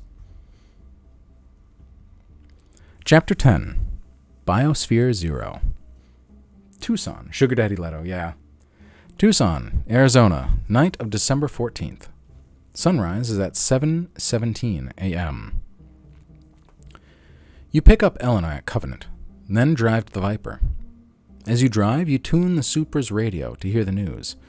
Instead, you get an interview about 4 deaths linked to this nightclub, including Greg's suicide and the apparent murder of a police officer. Well, when you say linked, Alan, Melpomene says, what kind of link is there? Then there was the attack at the migrant camp. All about the news that the genetic research facility. All that news about the genetic research facility. And what about the sudden dissolution of 2100X? You recognize that voice. It's Alan Corbeau, the bookstore owner. 21, a global conspiracy to shape our lives in the year 2100. Greg and I heard someone talk about that once. He said that we all thought about the year 2000, but no one is thinking about the year 2100. Isn't that weird? It's like we can't imagine the future of our race anymore. It's like someone took all those plans we had for the future. Where did they go? That's about all the time Why can't we think about the future anymore, Miss Chen? They already took our past, our heritage, and now they're taking... As always, Alan, thanks for your time. Mel at midnight starts talking about movie star gossip.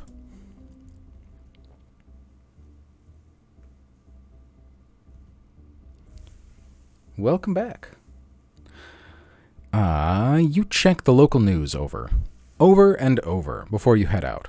Because though you have a long trip ahead of you, the roads just get more and more dangerous. And you can feel a change in Tucson. Agents of the Inquisition are everywhere. Future! So you approach carefully, ready to take your Supra through the nearest gas station parking lot to get away in case there's trouble. You're half expecting to find a crater where the nightclub used to be. Instead, it's... hopping? Even at this early hour, the parking lot is so packed you can't even get valet parking. You stash your Supra around the corner and leave Elena there so you won't get towed. The new bouncer has no idea who you are, but you just push past him and signal Alexander. I think we're celebrating the end, Alexander says, over the Gogol Bordello cover band. I don't know Gogol. Gogol? Gogol Bordello. Interesting. So you were allowed to reopen? You ask. Not really, Alexander says, but we have paid off a few people for now. And we need money. And Leto, he's worried. Gypsy Punk. Very interesting. This game, and it's just like specific references. Great band. Really? I have literally never heard that in my life. Except for last time I played this game probably, and I don't remember it from there. Leto, he's worried. I think that the crowds reassure him. Both of us grew up in the countryside, you see. So much silence. We crave crowds when times are bad. You'd think you'd crave silence when times are bad if you grew up in the countryside. But they're vampires. They've been alive. Well, not Alexander, but they're both immortal.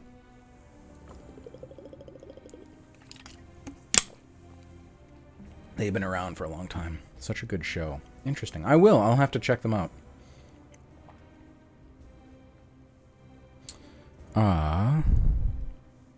I have the GPS coordinates. You tell Alexander. Is there anything else I need to know? Watch out for Mr. Sim's people, Alexander says. They might know the general location of Professor Knowles' cache and try to follow you to the exact coordinates. I might have to run some of Julian's goons off the road. Does Julian employ couriers? What am I up against? That's a good question. I'll start there. Why not? So Biosphere Zeros with Japper... Yeah. I'm hoping I'll be able to come back to the rest of these. Maybe not. Fuck. I should have asked I should have read through the other options. Whoops. Oh well.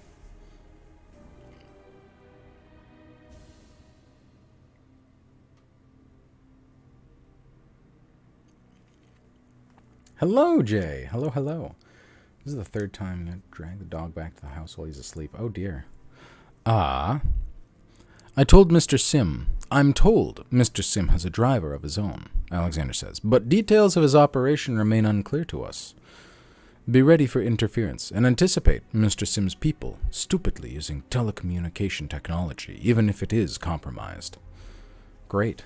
Thanks, Julian. One of Dove's retainers beckons for Alexander, and the old ghoul uses her as an excuse to avoid answering any further questions. Fuck! I should have asked a different question. Oh well. Gosh dang, that's a big wall of text. Yeah, it is. You ask yourself the same question as the last 2 times. Where can you find shelter during the day? You did fine Westheim, but who knows what awaits you on the road north? Wow. I don't know. I can't speak. I once again send Elena in her Datsun. That could work. Let's not use our hunger. Don't have that. I use one of my false IDs and bluff my way through checking at a mid-range motel. I think those are maxed out. Or we'll do this one again, right? Those are definitely both maxed out. We've used that before. Why not? Let's stay at an upscale place.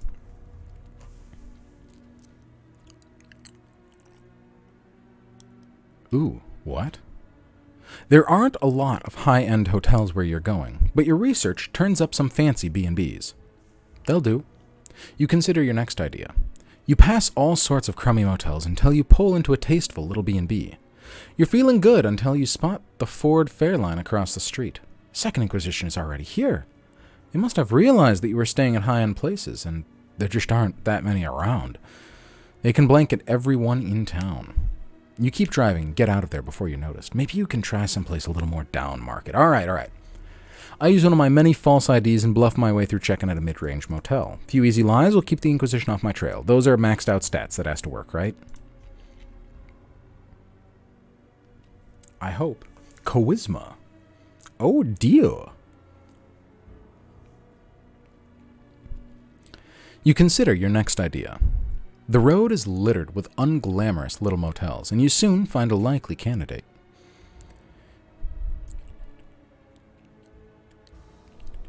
You know what's interesting? I always, I don't know if anybody pronounces this D. I don't think I've heard it. I've always heard candidate, not candidate. Candidate? Candidate. Oh well. Anyways, you study her for a moment as you head to your room, but she doesn't suspect, doesn't care, and isn't paying attention. Oh yes, the desk clerk. Perfect. You draw the heavy curtains and crawl into the tub an hour before sunrise. As you get back on the road, heading west, you once again scan your rear view mirrors for signs of pursuit, but it looks like you're clear. You head for the deep desert. Apparently I'm going to be a morning person. I think I gotta start going to the gym. This feels like text-based Fallout 1, but with vampires. It kind of is, yeah. I feel like I gotta start going to the gym, early in the mornings. Maybe, as a wake-up thing, because if I go near the end of the day, which is what I'm used to, it is just dummy-dumb, gross busy.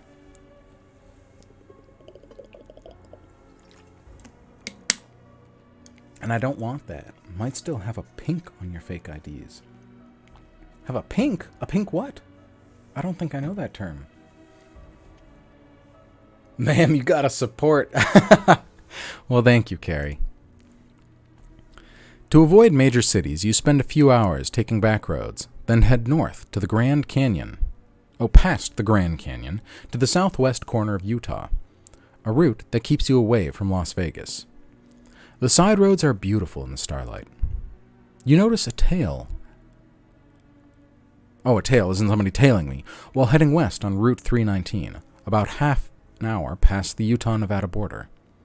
Actually, it's at least two tails. Switching off so a less observant driver wouldn't notice. You see the narrow headlights of a Nissan Leaf, and then the headlights you remember. It's that Camaro again, the black IROC Z with the gold trim you saw a few weeks ago while you were heading to Kiowa Xenogenetics. They're almost certainly following you with plans to grab the data cache. There's a town coming up. You might be able to lose them there. Do we have wits? We do not have wits. We do not have resolve or strength. Fuck. Dex? Oh, fuck. None of these are good. Resolve, Dex, strength. No, it's gotta be wits and... What was the other one? Wits and awareness, drive. I think those are actually good. Drive and awareness. Okay, so maybe, hopefully, the 2 dots and wits won't be enough. I scan the streets ahead for a place to break line of sight, then hammer the accelerator and outdrive my pursuers. Fingers crossed.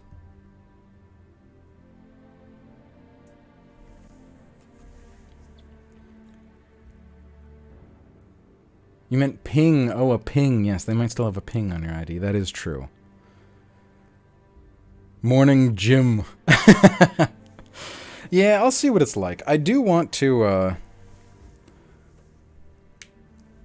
I don't know, I guess I want to go more often.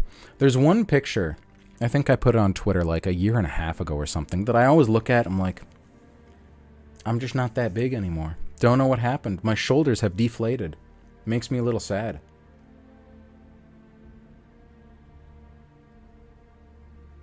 No wits? No bitches? Shoulders the best. Shoulders fucking suck. I think I like it even less than lunges. But they're good to do. They're important. The town's main road is a straightaway for as far as you can see, and roads running perpendicular are either dead ends or equally straight. The IROC Z bides its time in your rearview mirror. Then it starts to fall back again to let the Nissan take its place. It's time to act. No side road is going to save you here, but then you spot a minivan turning onto Main Street.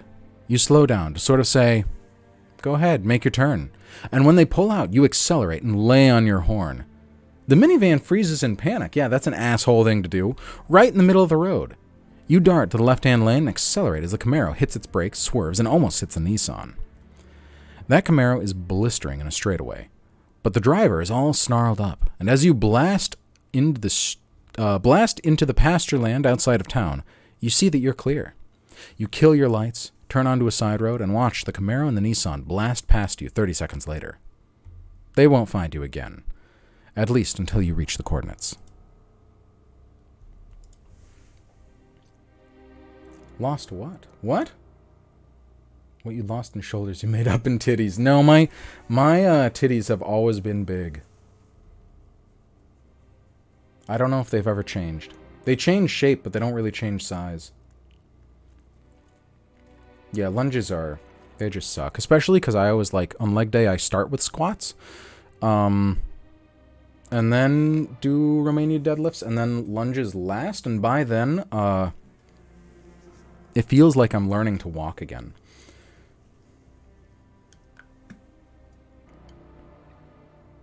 She need to go to bed earlier for that. That is true.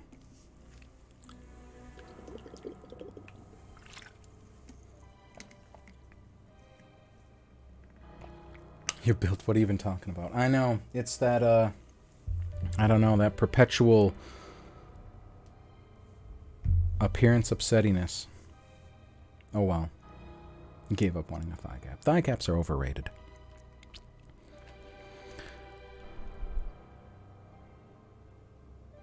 Where was I? Okay, I didn't even read this. You see familiar headlights twice more as you drive up Route 93, but there are a lot of Nissans on the road. Still, you feel like you're being followed. A few old barns dot the otherwise empty landscape. You memorize their location in case you need cover for the day. Soon you pass a faded "Warning, restricted, no trespassing, photography is prohibited" signs, and a fallen chain link fence. You go off the road to reach the exact coordinates. Thigh gaps prevent chafing. That is true. That's a very good point.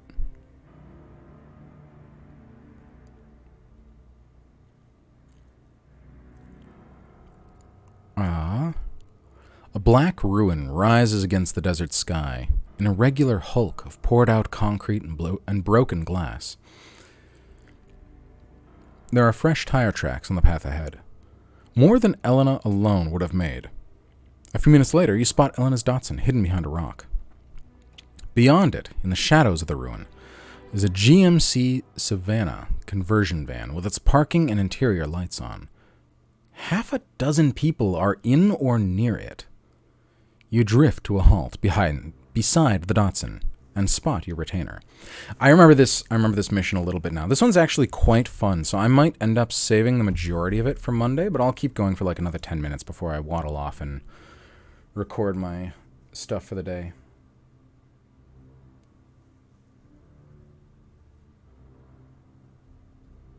Gotta be able to lift chainsaws and shit.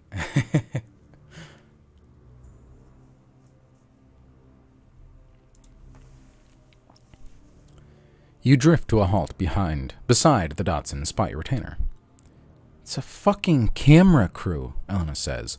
She's wearing a hoodie under her red leather jacket to ward off the chill of the desert night. I thought this place was supposed to be deserted. Regular people, that's not what you were promised. You and Elena spend a few minutes watching the group. 6 people, 3 women, 3 men. Read that backwards, but same thing. Ranging in age from their 20s to their 60s.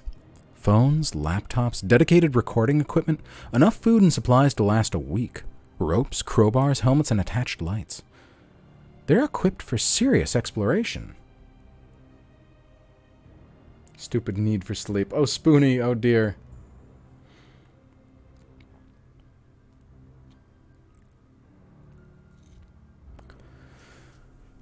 I'm here for one reason, to get the cash back to Leto. Can I get close to the coordinates without these mortals noticing? Maybe. What about the actual structure of Biosphere Zero? What can I see? Can I be sure these mortals aren't hunters? Any signs of that Camaro? Yeah, let's check. I'm in the mood for kicking ass, and I'm sick of being followed. Let's fight whoever has been tracking us. Were you followed? You asked Elena. Some old metalhead in a Camaro, Elena says. You saw them? You ask. No, but only metalheads drive Camaros, the pawnbroker says. I lost him outside of Flagstaff. You fill Elena in on the Camaro. As you finish your story, her eyes track something behind you. What? You say, turning. The headlights in the distance. Elena says, Probably nothing. You still don't like it. More intact than I thought, one of the mortals says, her voice carried by the wind. You and Elena instinctively duck. Yeah, another. I thought it would be stripped clean or guarded. Why hasn't anyone... The desert wind picks up and the voices fade. You take a moment to study Biosphere Zero.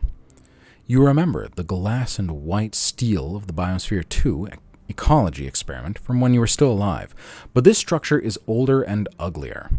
A heap of poured concrete, abraded by the desert winds, its high, narrow windows mostly broken. Other buildings, equally dismal, make Biosphere Zero resemble a particularly grim community college campus.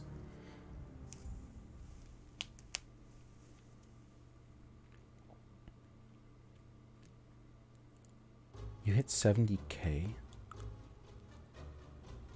Oh, in kilos, yes. Despite all the weights that I lift being in kilos, I still convert them to pounds before I actually do my lift, because that's what I'm so used to. So I actually don't know what I've been doing.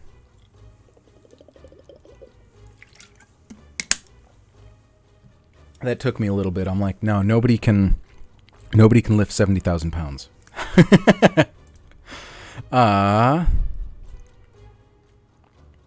Broke my bench from 115 to 145. Hey, nice. Oh, bye-bye, Nest of the Raven. Thank you for stopping by. Your best? My best what? Oh, yeah, same Wyvern.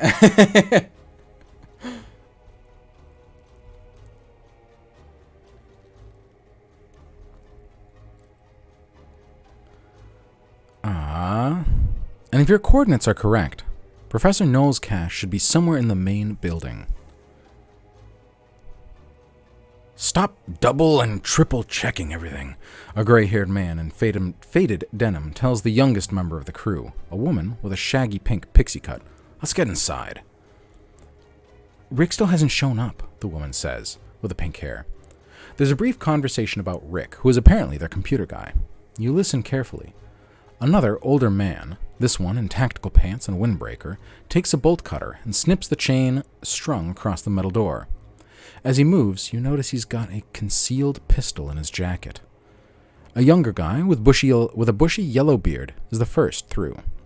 He scans the interior with a flashlight, then shrugs and heads inside. The others start moving in. They're moving towards the coordinates of your cache. Not fast, but eventually they'll get there. I might stop it there, because this one does get quite interesting. Unlike the Dallas, they did the Toreador so dirty with like such a short storyline. This one does get quite long though. So I'll probably pick that back up on Monday. But yes, thank you guys for watching. I will be back on Monday.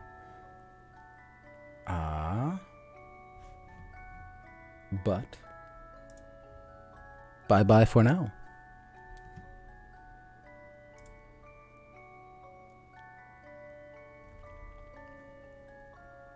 The little credits thing that I made for this screen still doesn't work, and I don't know how to make it work, but it's makes me sad. Oh well. I will see you guys.